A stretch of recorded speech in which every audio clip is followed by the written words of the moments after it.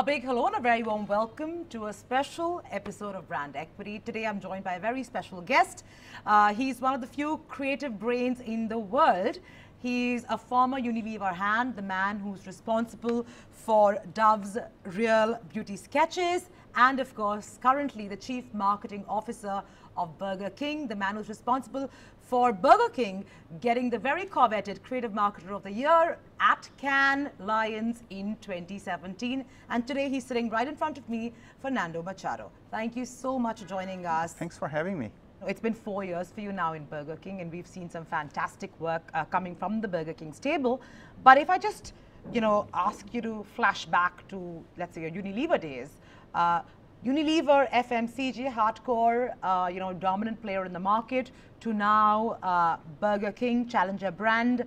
How different is it for you to, change those marketing hats around from being part of a behemoth like Unilever to now being, a QSR, emerging giant in Burger King? Unilever taught me what marketing was. I went straight out of college to become a management trainee at Unilever, and then working with local brands, regional brands, global brands, different countries, different categories. It was really fun. And then after basically like 18 years of working for Unilever, I thought it was time to do something different. I was always a big fan of the Burger King brand. I grew up in Brazil looking at campaigns such as Subservient Chicken, Whopper Freak Out, Whopper Virgins, Whopper Sacrifice. I could spend the whole afternoon just naming like amazing things that Burger King did in the past. So I was always like very jealous about that work, and I really liked the brand, the products, and everything. So when I decided to do something different, I ended up like calling Burger King. I was the one who, I was the one who called, and then we had initial conversations. I felt that the company was pretty much what I was looking for in terms of like cultural fit, in terms of like being different than what I was doing before, and I just wanted to continue learning. But when you did arrive at Burger King 4 years ago, Burger King has quintessentially always been a brand that has been supremely loved and has always been a challenger brand of sorts to McDonald's. But I think when you were joined at a time when that love was somewhat starting to fade, and it wasn't as loved, or that love was not seen as much as it was, let's say, earlier when you were a child growing up. Would I be accurate to say that? Yeah, I think that one of the key challenges we had, and then when I say we, it was because we were building a global marketing team. There was no global marketing team before. And as we started to build the team, our diagnostics was pretty much what you just said. People still love the brand, but that love was kind of like eroding a bit, especially because we were not necessarily paying back the love that we were getting.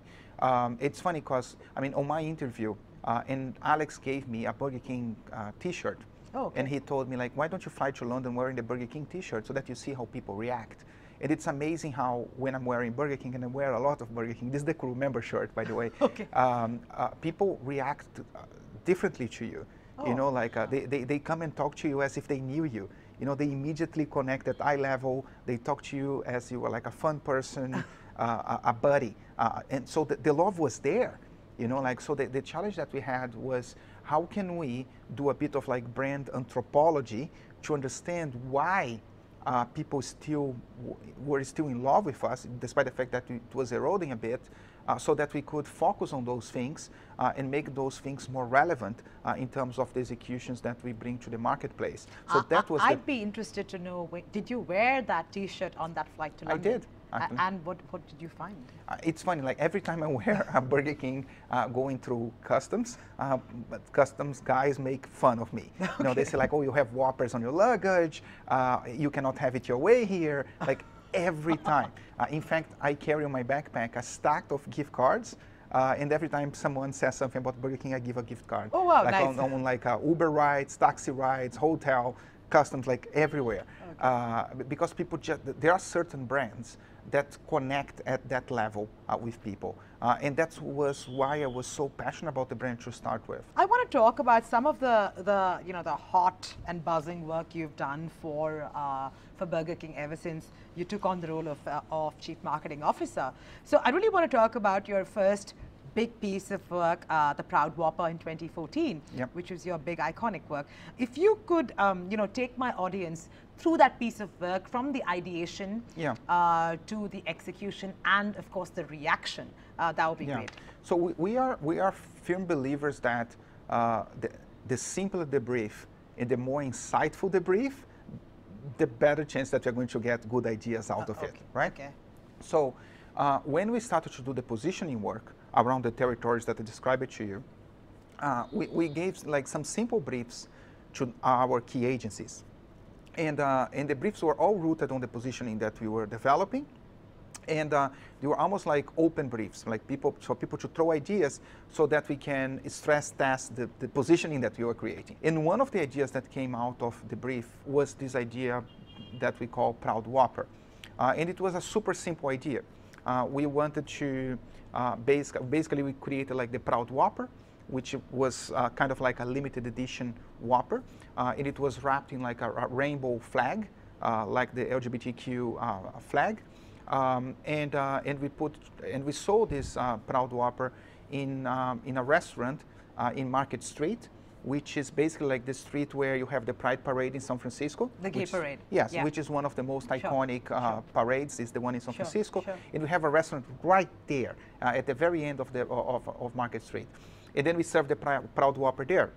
And people would come and order the Proud Whopper and ask, like, what is it? What is it different about it? And we wouldn't really tell, which made for some awkward conversations because the crew member would be like, oh, I don't know. The corporation told us to sell. We really don't know what's different. When people sit down to eat a hamburger, the last thing they want to be thinking about is two guys having sex. In 2014, we invited people to try the most controversial hamburger in history. Trending tonight, some of the stories that are hot right now online. Twitter, Burger King. Proud Whopper. It's called the Proud Whopper. Introducing the Proud Whopper. So like it's a gay burger or what is it? Do gay people even eat fast food? Yeah, it's about time. People wondered what was so different about this Whopper. You want to try the Proud Whopper? Huh? What is the Proud Whopper? Yeah, what is the difference? Like, it really does taste different. The meat tastes like more like sweeter. I don't know. But in reality, the Proud Whopper was just like any other Whopper. We are all the same inside. It's the same burger. Oh! We're all the same inside. I like that. I cried in there because I was overwhelmed. A burger has never made me cry before. you were totally crying. Our special Pride wrapper became a souvenir, a collector's item for sale to the highest bidder, a badge of hope. The Proud Whopper took over social media and mass media publications.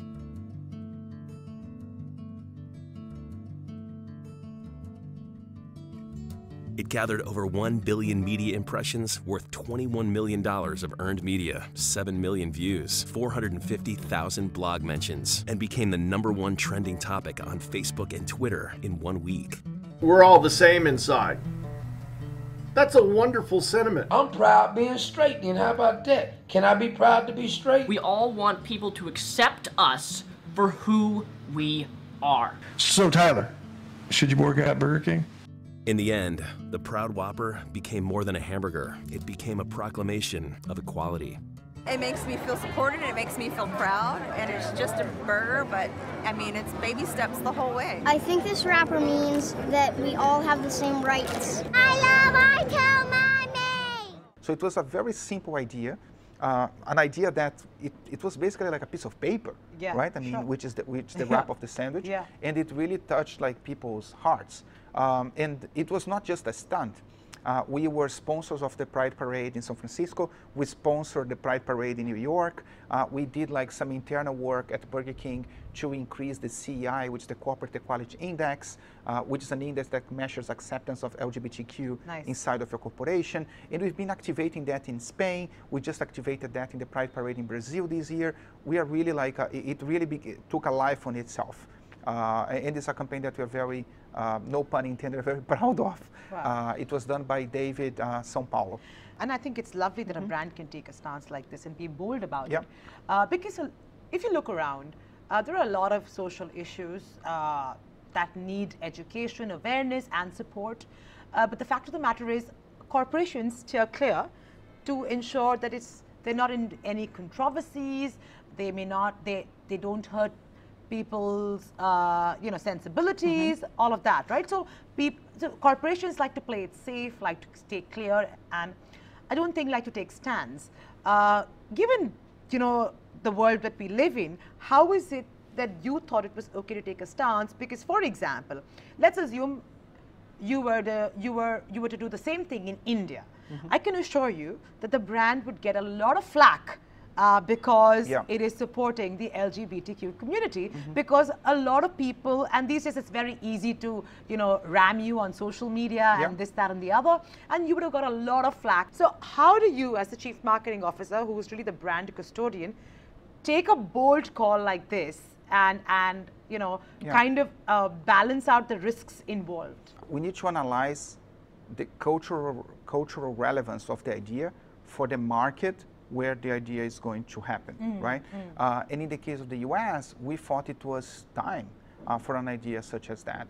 Because there is growing acceptance there. Yes, like back in 2014, 2015, which was around the time we did this idea, we knew that, for instance, gay marriage had reached more, if I recall correctly, more than 60% of acceptance in the US.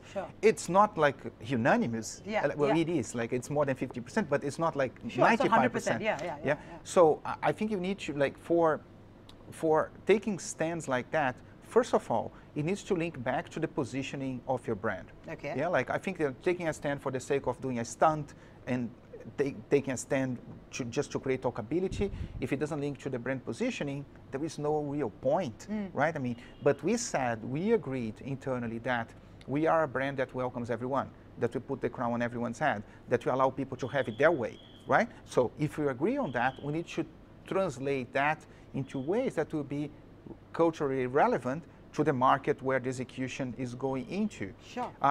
If the acceptance for LGBTQ were 99%, it would be a muted point. No one would talk about it. That's right? true. That's a topic where we felt that putting forward a point of view would help build our brand positioning, and we felt that there was more upside than downside. That campaign has more than 90% positive sentiment in the US.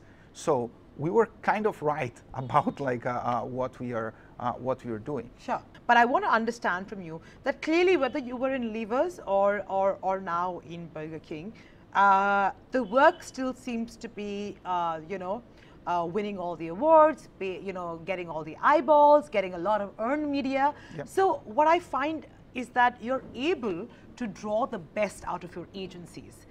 Clearly, you are a person who, is able to work with several agencies and is able to A, judge a good idea, and B, run with it despite how bold, audacious or risky it might be, given that most of your campaigns are pretty bold and out there. We are very, very, very ambitious creatively, and we have a very, very good criteria for what's good and what's not good.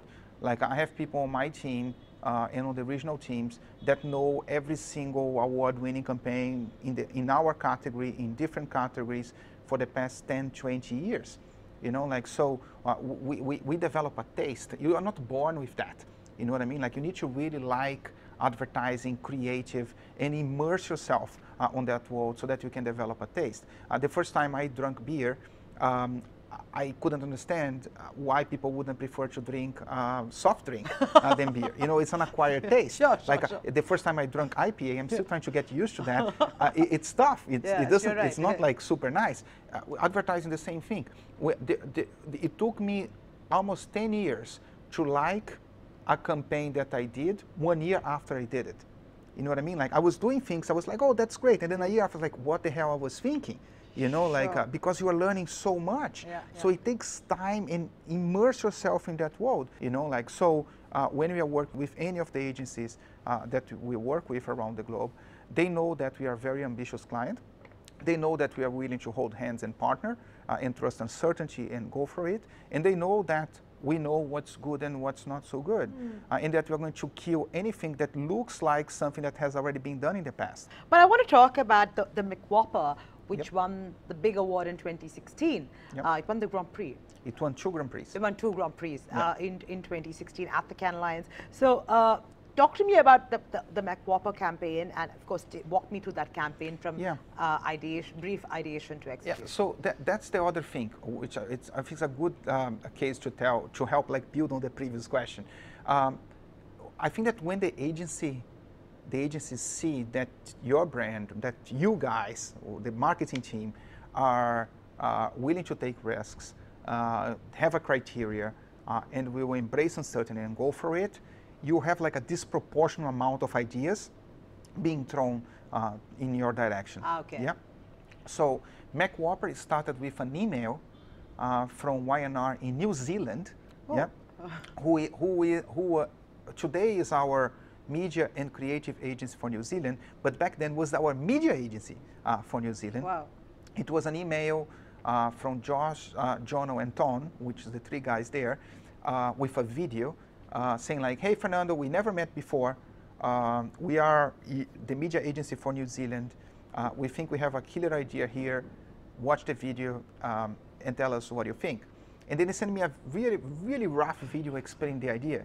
And I played the video thinking like, oh my God, another idea that's coming from nowhere, that's probably not going to be as good. And I was completely blown away by the video. You know, I was like, oh my God. I replied to that email with lots of cursing and capital letters and bold and italics and underline saying, we need to do this tomorrow, you know. And the idea was very simple. There is an NGO called Peace One Day. And one of the key objectives of Peace One Day is to institutionalize, that's a big word for me, September 21st as Peace Day. Okay. And Peace Day being a day where war would stop and you could do vaccination of the kids and play sports and music. Yeah, that's how the Peace Day started. The idea was to partner with Peace One Day and propose to McDonald's that on September 21st of that year, which I think it was 2015, we would create the McWhopper. It's like a sandwich that's a mix of the Whopper with the Big Mac. The best parts of the Big Mac, 6-part Big Mac, 6 parts Whopper, and we are going to sell in one location in Atlanta. Atlanta is the midpoint between our head offices in Miami and McDonald's head offices in Chicago. And the proceeds would go to Peace One Day, and that would help increase the awareness of Peace Day, which is the main objective of Peace One Day. So that was the idea. Wow. And we launched the idea with an open letter of 1 page on the New York Times and a couple of out-of-homes here and there, and it's just exploded. But you know? tell me, this idea came to you, but obviously you had to get McDonald's on board. Yeah. For the idea to fly. So. Or not.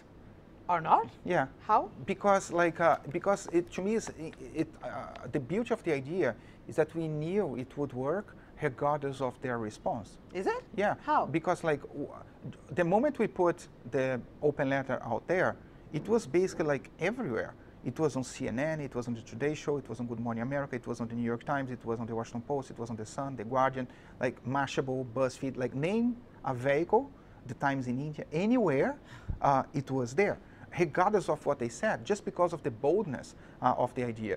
In the end, they said no. Oh. Yeah? And we had videos explaining like how to do it yourself and this and that. And the funny thing is, which is something that we didn't predict, other 4 brands from QSR, they raised their hands saying like, we want to do it with you. Oh, wow. So in the end, we did a combined sandwich, which we call the Peace Day Burger, which was a combination of Burger King Whopper, Crystals, Giraffas, Wayback Burger, and Denny's. Nice. So we created in Atlanta, on the same location that we were planning to do, 5 brands coming together.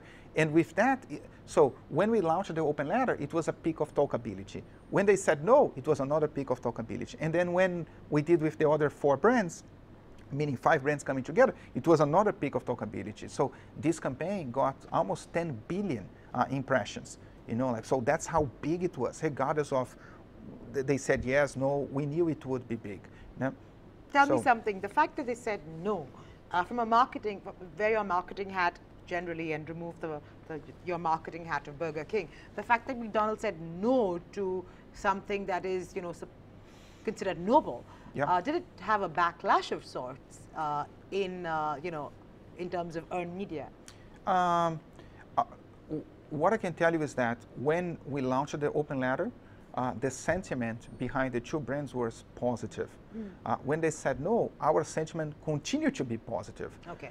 And it actually created, whatever they responded, I think it would create a positive peak of earned media. If they said yes, it would have been historical, and people would talk about it. If they said no, people would get angry, and they would still talk about it. They would get angry with them, not with us.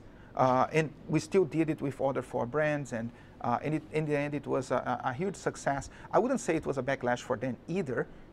People did get angry at first, but the peaks of talkability, they come and go. Yeah. Like 24, 48 hours later, people moved on, yeah, sure. And they probably forgot about it, and they continued talking about Burger King and the other 4 brands that were now joining forces for Peace Day. You've been a man who is, consistently voiced his opinion on the media landscape, and I'm really talking about the fact that the whole world for the last few years has been completely enamored by digital and the possibilities of digital, so much so that they've treated the traditional media a little bit like their step sons and daughters.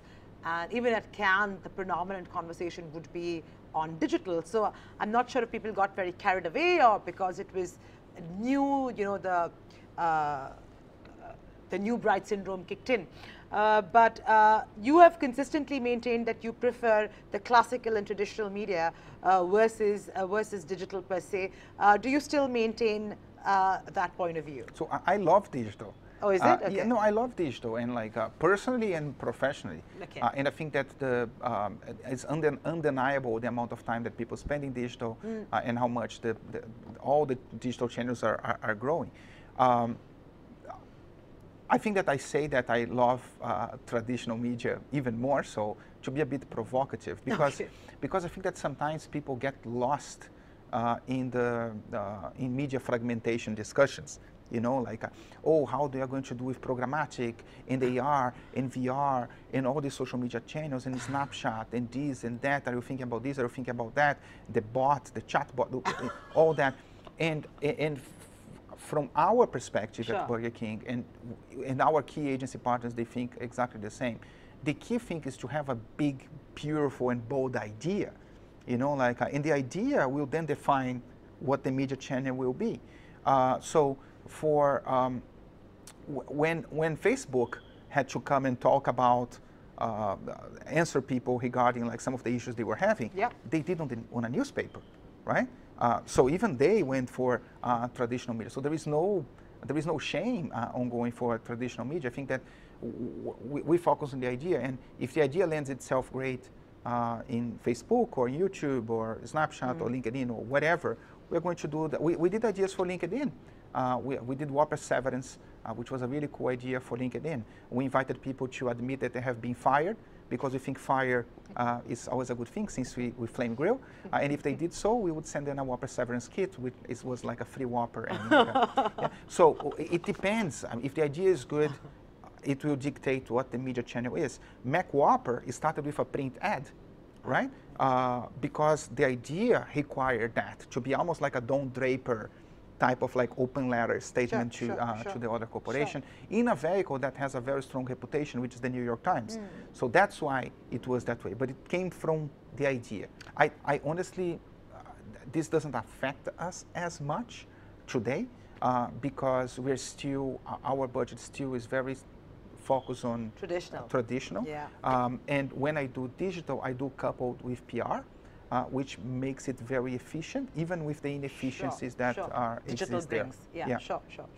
Let me talk a little bit about how the Google Home of the Whopper was given birth to, and that did very well as well in 2017. Yes. So another very fun campaign. So Google Home of the Whopper it started with I think in 2017 we had an ad from Google Home that played during the Super Bowl in the US, which accidentally triggered Google Home in the house of people. So the ad would play on TV, and then because it said, okay, Google, the Google Home on your living room would start to talk, which was probably scary for some people, right? I mean, most people put Google Home close to the TV because that's where the Ethernet cable is anyway, so it triggered the Google Home. But not many people noticed or spoke about that because there were probably not as many Google Homes out there, yeah. right? I mean, if I recall the number, and don't quote me on that, but I think that the total number of personal assistants back then in the US was around 700,000, which is relatively small, and Google Home was not yet present outside of the US, right? Sure. So, but the agency team, like Rick and Juan from David, Miami, they saw that as an opportunity, and they came to us saying, like, we have this beautiful, so they first explained what happened on the Super Bowl, and I said, we have this beautiful idea, which is to create the longest 15-second spots ever. And I was like, guys, what are you talking about? And they are like, well, it's a TV spot that starts on TV and ends on your living room. Because the guy will say, okay, Google, what's a Whopper burger? And then the Google Home is going to read the description of the Whopper on Wikipedia. Sure. And then I was like, guys, do you think this is going to work? And they said, well, I'm glad you asked that. So they play a mock-up of the spot, and there was a Google Home on the table at the agency, and it worked. And we were like all like completely blown away. You know, like today Google Home is a bit more mainstream. Back then it was like a new, yeah. And we were like completely blown away because I don't think I ever thought about devices connected and giving a message around advertising in that way. It's like breaking the fourth wall, you know, like, so we dashed to really run fast to make the ad. Everyone fell in love with the idea at Burger King. So we launched the ad literally like 10 days after they presented. And we kind of like pitched to the press. We put the ad on YouTube, and we were only airing the ad that one night, I think it was mid-April of last year. You're watching a 15-second Burger King ad, which is unfortunately not enough time to explain all the fresh ingredients in the Whopper sandwich. But I got an idea. Okay, Google, what is the Whopper burger? According to Wikipedia, the Whopper is a burger consisting of a flame-grilled quarter-pound beef patty, sesame seed bun, mayonnaise, lettuce, tomato, pickles, ketchup, and sliced onion. The problem is the definitions are coming from the Whopper's Wikipedia page. People trolled the absolute hell out of Burger King by constantly changing what Wikipedia said. Patty made with 100% medium-sized child. And after a few back and forth entries, Burger King eventually restored the original content. Google says it made changes to stop its devices from responding. At first, Google had said it would fix it, but then apparently Burger King released additional ads last night that still trigger it, so. Okay, Google. Okay, Google, what is the Whopper burger? Oh, it did work. It did work.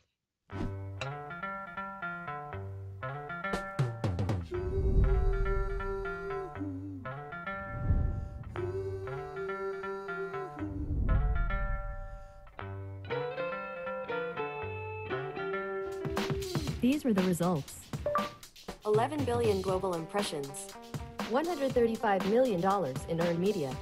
Trending topic on YouTube, Facebook, Twitter, and Google Trends. Burger King's most talked about TV spot in history. Started a debate around the limits of advertising and invasive technology. Listen, was this innovative? Yes. It's pretty smart, but the future does scare me. And also, it does shine a light on the very real problem we're going to have with integrated smart household. Okay, Google. Thank you. Whatever. It was like super scrappy. Like we did in like 40 minutes. We recorded a voice that was like a female voice, a low pitch, high pitch, and a robot voice. We called the US team run really fast. Diego, who is the guy from the US, he called Horizon, who is our media agency in the US, to switch the spots, and we shipped like the 4 different versions with the same name to different geographies in the US. And when the spot ran at night, it did work. So it was one of those rare campaigns where you have more than one peak of talkability, just like McWhopper. So we had the first peak when we released the news, and then the second peak when Google blocked us, and then a third peak when it worked. And that's why this campaign was like one of the most talked about campaigns of last year. We got like 11 billion impressions. It was even bigger than McWhopper, and ended up like winning the Grand Prix in direct in Cannes. It won like I think 3 yellow pencils on D&D. It's a very successful campaign for Burger King. Wow, wow. That is actually something. I want to talk to you about the fact that, you know, you've also in the last 4 years talked about the fact that you have improved the design, the restaurant image and quality of Burger King chains, you know, throughout. Give me a sense of what you've done there. Despite the fact that the counters were trying to do the best they could, like 4 or 5 years ago, without a North Star, without a clear brand positioning, it becomes hard to do things that are good and with consistency. And we thought it was just like a bad business model to have each market doing their own thing. You know, like regardless of whether the design is good or bad, like if you have one uniform design, I can do like a global tender, and diminish the number of suppliers, and they'll get like better quality of the garment, more colors, and cheaper, which is what basically what we did. If you have like a similar packaging design, I can do limited edition for New Year's, for holidays. I can do a limited edition for whatever, like for summer. You know, if every market is doing their own thing, it becomes difficult to do those things.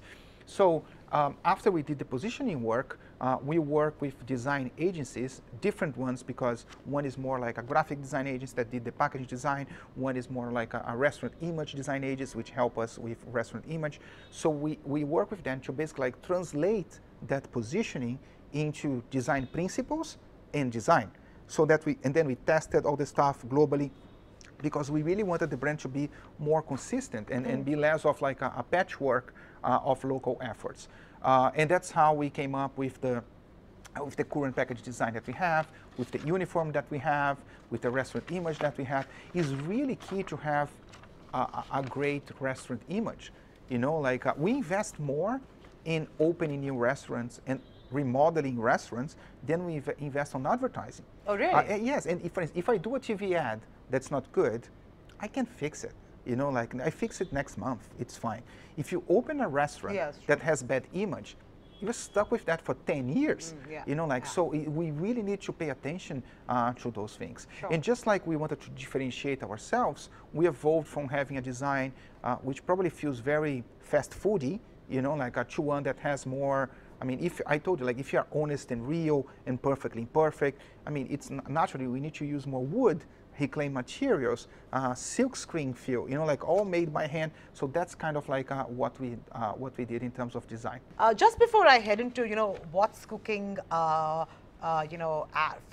what's cooking at Cannes for Burger King as we approach, you know, the Cannes Lions 2018. I want to talk about the Grand Prix winner from Burger King last year, which was Burning Stores, the print campaign. 2 years in a row. The Grand Prix for Burger King in the print category, which is a big deal. So take me through that particular piece for the benefit of my audience. Yeah, so first of all, it's like insane that we won the Grand Prix in print twice in a row. You know, like I think it's a dream just to win anything in that category, because it's so competitive. And the Grand Prix is like a dream come true. Twice in a row, it goes beyond our expectation. So Burning Stores, it's a very iconic print campaign that we did. One of the things that differentiate us from competition is the fact that we flame grill our burgers. And most people prefer a flame grill burger than a fried one. Like we have statistics, and that's clearly the case, like in all our markets. Yes, I mean, because like if you think about burgers, if usually like if I invite people to come to my place to eat a burger, I would do it properly, like on the fire, or like barbecuing, right? I'm not going to fry it on a pan and serve to people. So people prefer a flame grill burger than a fried one. And we flame grill, and that's beautiful, because most of the competition they don't do that. So we are all the time trying to showcase, remind people that we flame grill, and remind people that flame grilling is better. So we are a brand that we are fun, we are a challenger brand, we are bold, and we know that doing self-deprecating things kind of work for us. So we did this print campaign, which is a bit out there, I agree, but it worked really well for us because people got that it was a joke. We noticed that there were many pictures of Burger Kings on fire on the internet. Is it? It is. But like that's, by the way, that's basically true to any restaurant. You know, it's something that it happens. Yeah, you sure, know? sure. If you Google the competition, you're going to see pictures of that too. Sure. But they would never dare to leverage that, and it wouldn't even make sense for them. But for us, it does. So we did a print ad that basically showed real pictures. Real. We bought from the photographer of the newspaper that covered the story, sure. Pictures of the stores on fire, and just a stamp saying flame greeting since 1954. That's it. And people understood it was a joke. Like if you flame grill, sometimes bad things happen. You know, like and it's a campaign that it was a print ad, but that people shared and liked in social media. So it was a traditional medium execution, which bridged to get viral in social and to PR. Yes, exactly. And I'm glad that the jury recognized that as being like an outstanding piece and a joke, and awarded us with several awards beyond just Gun. Wow, that's interesting. Now, for the meet that we're going to see possibly this year as to the run-up to the big festival coming up. So you have a few campaigns that look like it's definitely going to win some big stuff there, fingers crossed. But take me through some of your, what does your intuition say? Which ones are you betting on? It's so hard to answer that. So one of my favorite campaigns is definitely like Scary Clown Night. Yeah, sure. Scary Clown Night is a campaign from Lola Amulenlo from Spain, where like it was basically an activation that we did in almost 40 countries at the same time for Halloween. The objective being? So the idea was we invited people to come dressed as a clown. Okay. For Halloween, and if they did so, they would get a free Whopper. You know, like it was basically to bring people to the restaurant. Yeah.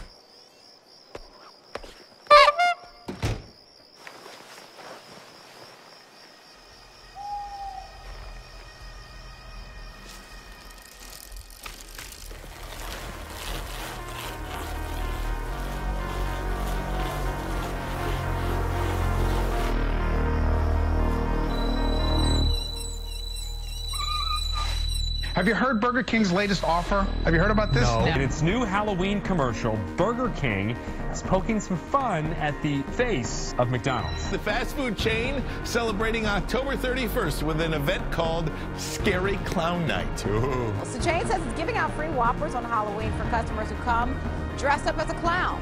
Come as a clown, eat like a king.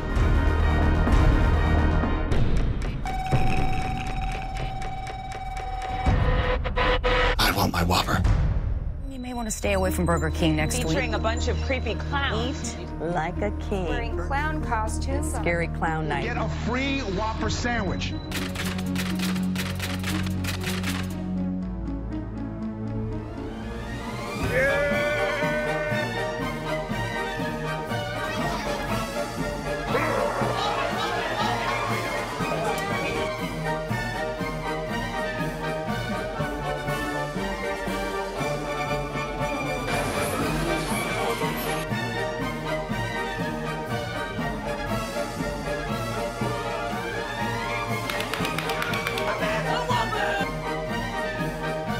Bueno, Ronald, chúpate esa, doy más miedo. Ya me voy.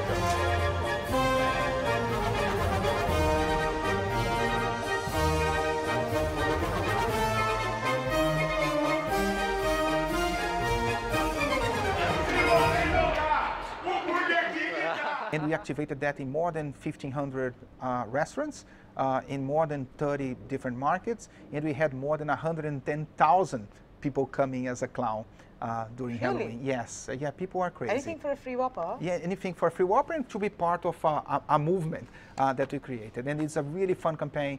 It brought us traffic, it brought us sales. To me, it's like it hits so many points, you know what I mean? Like it moves the business, it moves the brand, it creates fan participation, and it's just fun to do. So that one is one that's very that we it's close to your heart. Yes, we all like very much that one campaign.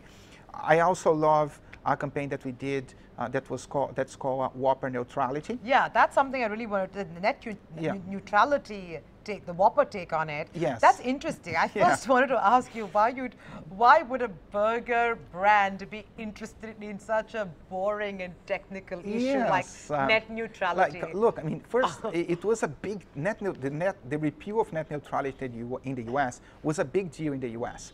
Yeah, like we are always monitoring what people are going to be talking about. Sure. Yeah, and net neutrality as a hashtag was trending in every single state in the U.S. So we knew this thing would become bigger and bigger and bigger. And to me, this campaign is like way ahead of its time because it shows that if you have a clear positioning and if you can identify topics that will be topics of conversation, if you have a great idea, you can find a way into the conversation. Yeah. So what we basically did was we simulated the effects that the repeal of net neutrality would have on the internet for people in a Burger King restaurant with the Whopper. For the first time, and perhaps the only time, Anonymous supports Burger King. It means internet service providers will be able to charge some people for some websites and other content more. Still don't really get it. Damn Burger King stepping up with the damn Whopper to explain net neutrality to us. Burger King Corporation believes that they can sell more and make more money selling like chicken sandwiches and chicken fries, so now they're slowing down the access to the Whopper. Slow MBPS, fast MBPS, or hyper fast MBPS. MBPS, of course, standing for making burgers per second. What are you talking about? Critics say the FCC's decision to end net neutrality will create a similar situation. This is like a lane system? Maybe like 15, fast lane, slow lane. So like maybe like 15. Hold on, 10 seconds. Ah, now I get it. I feel like I'm going to Texas. Crazy.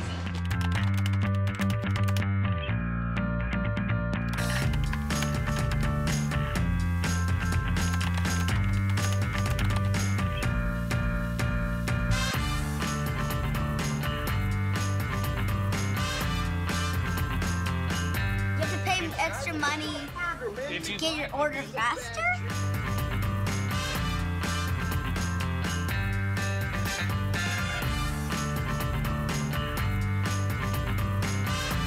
Even though it's not in their industry or in their field, I really think this is as smart an ad as you can do because it rallies people to Burger King's side.